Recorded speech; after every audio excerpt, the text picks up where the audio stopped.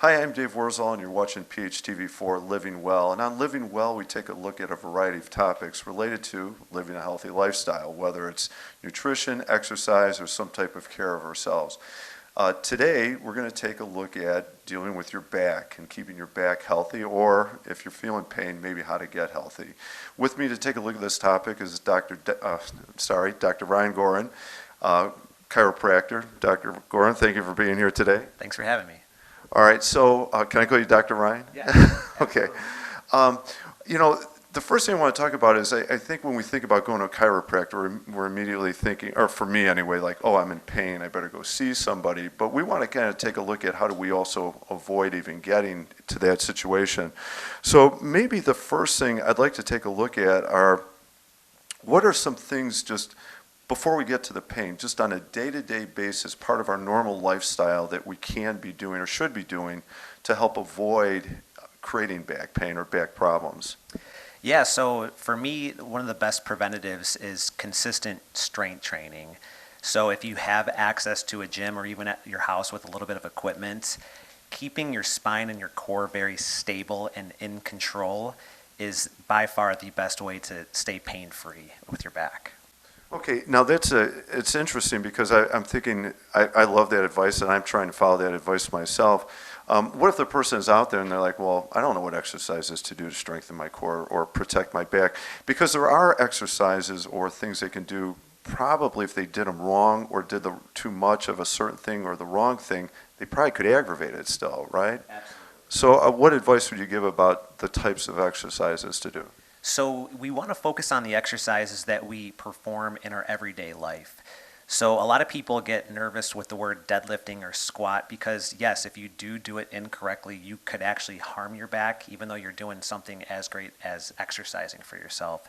So what we really emphasize is making sure that you either study the movement yourself or ask professionals like myself on proper form and technique. But the exercises that we do when you think about it every day is we pick things up from the ground. That's your deadlift. We sit in and out of chairs. That's your squat. So we like to train these movements and strengthen these movements to make not only our everyday life easier, but it's also one of the best ways to prevent back pain at the same time. You know, and the thing that I find interesting related to that is that the movements, just as you're saying, they're part of our normal thing. Like deadlift, I think people think of like, bodybuilders or Olympic lifters or things like that.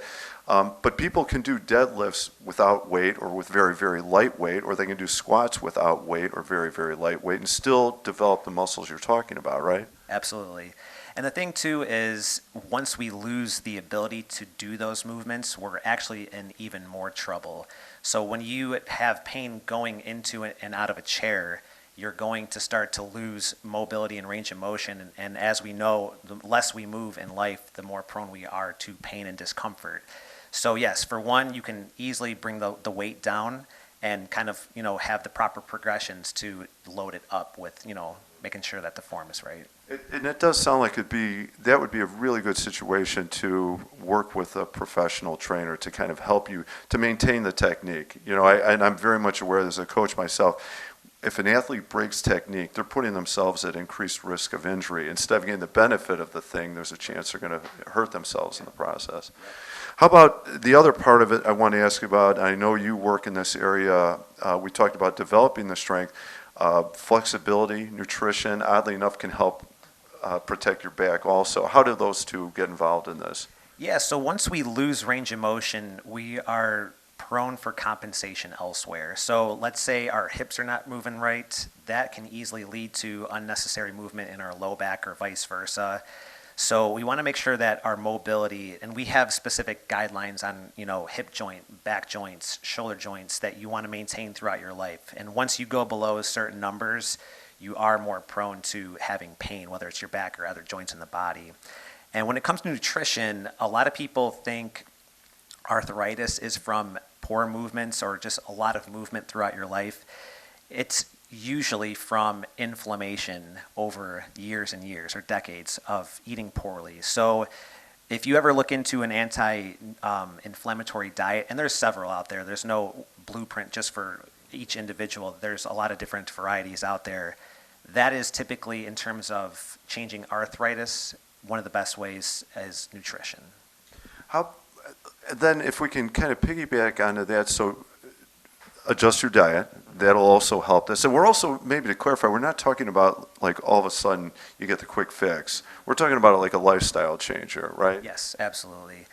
Everything does come full circle. So typically you're going to feel how you're eating. So if you're eating well, you're going to feel well, you're going to reduce inflammation and vice versa. I'll even notice with myself, if I eat poorly over a weekend, whether that's like acne or you're breaking out, sometimes you'll have brain fog. So sometimes you can get a gauge on just how your body is feeling, whether it's little aches and pains, whether it's brain fog, breaking out with your skin. It's typically a sign on how well or unwell your nutrition is. Right. And obviously even how well you recover. Are you putting the right things in your body so that your muscles can respond and recover the way they need to? And then I guess I'm going to throw out another component because I was surprised at what a big difference this could make. Even certain shoes, wearing the right type of shoe, the shoe that fits right for how you walk or the type of activity you're engaged in, right? How does that fit into this? So with shoes, a lot of it depends on the arch health. So there's people that have high arches, there's people that have flat feet. It also depends on the activity that you're performing. When we do more of our strength-based workouts, a lot of people wear different shoes versus cardio-based workouts. So if there's a lot of high impact, that's a point where you want a little bit more cushion just to protect your joints to absorb some of the shock. When it comes to some of our strength exercises, we want to actually feel the ground a lot more. So more of like a minimal shoe is more recommended. But it also depends on the arch health as well. It can get complicated when it comes to that, whether you should be wearing orthotics or not. But yeah, sometimes digging into that can help with performance and injury prevention. And it's interesting because we're talking about so many different things to keep the back healthy, to keep the spine healthy. But if you do all these things, you really decrease the risk of, not that you can prevent it completely from, getting injured or getting hurt in some way, but you can hopefully extend the life of it and decrease the risk of it, would you say? Yeah, absolutely. So posture and taking the preventative lifestyle with consistent movement, and it doesn't have to be heavy strength, but just some form of exercise, it does make a gigantic difference with preventing back pain. So that was going to be my next question. Thank you very much. What are regular, like let's say not going to the gym, regular exercises, regular movements people can do that are healthy and part of addressing some of the things that we're talking about? Mm-hmm. Well, I think just to peel it back, just movement is good for our bodies. And it's not just for our backs, it's for any joints. So what we're doing now, we'll have to take a walk after this interview, is get out of this static position. And so, long desk jobs, even some of these standing desks, they're, in my opinion, better than, sitting down all day. But standing without movement is also not the best for our spines as well, or any of our joints. So movement is just the number one way to break tension, break pain away. But, if it's not at a gym, just, getting outside, walking, going to the park, hiking, just anything that's very simple, getting outside, getting sunlight, it can, kind of break that constant tension that we're in when we're not moving like we are right now. I like that also, so we don't have to go to the gym and do the heavy work. We don't have to necessarily go see a professional trainer, even though in certain situations it definitely would be a benefit. But the idea that, how about just go for a walk? How about just don't sit as much? I know recently I read an article about how bad sitting can be for us. Sitting is actually maybe more detrimental to our back than a lot of other things we do just because we do it so much. Can you speak to that a little bit? Or? Yeah, I mean, usually when I'm seeing patients here, it's two main categories. It's those that are sitting a lot with desk jobs, and it's those that are just moving improperly. So going back to our discussion on like deadlifting and squatting, we call it hip hinging, when we're training people, just the ability to load your spine the right way and making sure that you're in proper alignments, going all the way down, all the way up. So if you are, blue collar, somebody that's very active with their work, and you're moving improperly for 8 hours a day, you're going to be more prone to those aches and pains too. So a lot of areas to touch on there. Your office is kind of interesting. I think we need to touch on this a little bit because we're in a very, I'd say, traditional clinical type office now. But you specifically, and I think this needs to be part of it, there are a variety of ways to treat injuries related to the back or help people recover. What are some of the methods like you offer here that are a little bit non-traditional, would you say? I don't know if that... Yeah, so in 2019, we expanded our business into a hybrid business. So you started off as a chiropractic physician, started in 2014, and then in 2019, we doubled our square footage and started group fitness training here and personal training. And it really has so much to do with how I treat patients with back pain. So, I'm not the type of chiropractor that, just adjusts you. I'll see you 3 times a week for the next however many months. We get very hands-on. We teach you how to move, we rehab, and we're making sure that you understand how this will never happen again. That's one of our main goals, is the education component. And then, if they are interested in our approach, we have the group fitness side. And we also have a lot of people that will join our group fitness classes with pain, never have seen me on the chiropractic side, that will have no pain within a few weeks. Because, for one, they're moving constantly. We are very strict with form and technique, and when you do that over a couple weeks, people are amazed on how good their bodies can feel fairly quickly. I was gonna say, that's got to be rewarding, especially because I would think people at that point feel like this is a long-term way to a healthy back. Not like I take a pill and make the pain go away, but the pain might come back, or I'm going to do something. No, I've learned how to live to keep my back this way, right? Absolutely. And that's what we try to do, too, is we try to be as educational as possible. So we don't expect all of our clients to work out here forever. So if they do ever leave, whether it's out of state or just moving to another gym, we want them to understand how to exercise without us eventually. That's a big component as well. Okay. So a lot of good advice here that I kind of want to make sure that that people, this is a comprehensive thing we're talking about, right? A holistic approach. We're talking about diet and exercise, and then if we're going to do something a little bit more aggressive in the types of exercises we do, and then the how-to part, I guess, right?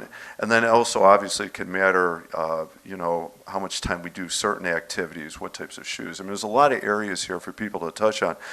Maybe can you ask or answer, is there, what advice would you give just to, do the elevator pitch advice for, hey, they want to avoid that, or they can even feel that twinge in their back now.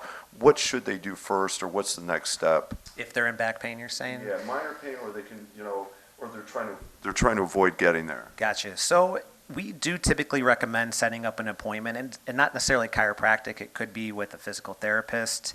And you want to get evaluated because pain is not random. There's always a reason for pain, and that could be lack of range of motion. That could be, an unstable, core or spine. There's a lot of many reasons, but with a thorough examination, we can start digging into the answers on the why. And once you figure out the why, the treatment becomes a lot easier at that point. Right, and that makes sense too. Like, if I feel pain, my body's trying to tell me something. Exactly. And then let's try and respond to it in the right way. Okay, good. Do you have any other advice you want to throw out for people in this area? Yeah, it's just eat well, move well, sleep well. It sounds simple. It's very hard to do, believe it or not. I'm trying to improve myself every day with it. But the combination of those 3, you're going to feel great. Typically, pain will decrease, and you're going to be able to move well, hopefully long into your life. That sounds, and you're talking about lifestyle change, and also probably some patience, because they're going to have to move through that to get into that routine. Dr. Gorin, thank you very much. It's been incredibly helpful. This is good information. It seems like back pain is something a lot of people deal with at different points in their life, so thank you. Thank you for having me. Appreciate it. I'm Dave Wurzel, and you've been watching Living Well on Peach TV4. We've been at Primal Chiropractic on Harlem Avenue in Palos Heights, talking with Dr. Ryan Gorin. Thank you for watching, and be healthy.